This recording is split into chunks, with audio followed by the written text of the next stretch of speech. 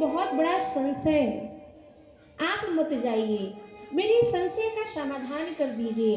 तो भगवान शंकर से याज्ञवल्क्य जी ने कथा की प्राप्ति की है। याज्ञवल्क्य जी परम विवेकी हैं, याज्ञवल्क्य मुनि परम विवेकी। भरद्वाज राखे पद टेकी, चरणों को पकड़ करके भरद्वाज जी ने रखा है और कह रहे हैं कि संशय का समाधान करिए।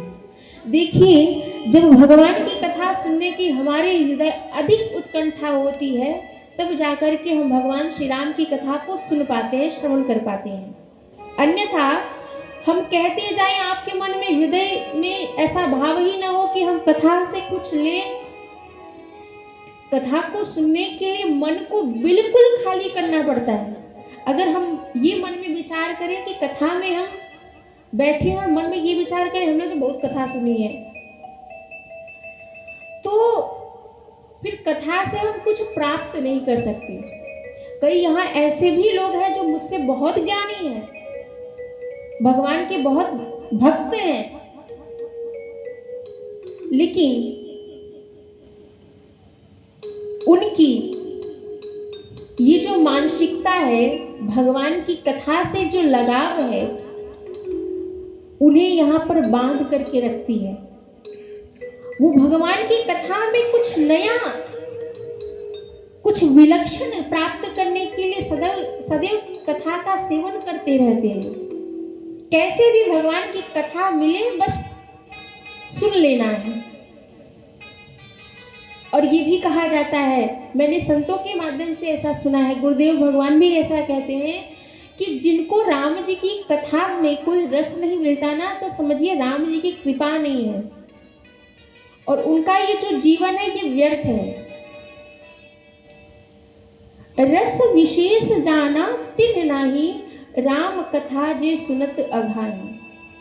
राम जी की कथा को जिसने सुना है कि वही तो है राम जी अयोध्या जी में दशरथ जी के पुत्र के रूप में प्रकट हुए, फिर धनुष यज्ञ हुआ, माँ जानकी से विवाह हुआ, वनगमन हुआ, वन में जाकर के राक्षसों को भगवान ने मारा, रावण के कुल का संहार किया और फिर इसके बाद राज्याभिषेक। यही तो कहानी है। पर जो भक्त होता है उसे कथा में हर एक कुछ नया उसे मिलता है, उसे कथा नवीन लगती है, नया लगता है, मन कभी तृप्त नहीं हो सकता। और वास्तव में संतों ने इस बात को 100% लिख करके दे दिया है कि अगर जिनके मन में ये भाव आता है, मैंने बहुत से लोगों से कथाएं सुनी हैं, बहुत कथा सुनी है, इतना समय व्यतीत हो गया, मैंने इतनी कथाएं सुनी है कि मैं बता भी नहीं सकता, तो वास्तव में जानिए कि उन पर प्रभु की कृपा नहीं है और उन्होंने कथा के रस को जाना ही नहीं है। उस रस से वो वंचित हो गए हैं, उस रस को वास्तव में उन्होंने चखा नहीं है। और जिसने इस रस को चख लिया है वो बार बार आस्वादन करना चाहता है, बार बार चखना चाहता है, बस कहीं से भी मिले और इस रस का पान किया जाए। भगवान की कथा रस रूप है। तो भगवान श्री राम की कथा को याज्ञवल्क्य जी सुनाने वाले हैं, लेकिन भरद्वाज जी के प्रश्न हैं पहले, और जब प्रश्न मन में होते हैं तब जाकर के उसका समाधान होता है कि ये कार्य किया जाए। उस समाधान को करने के लिए, उस प्रश्न को हल करने के लिए।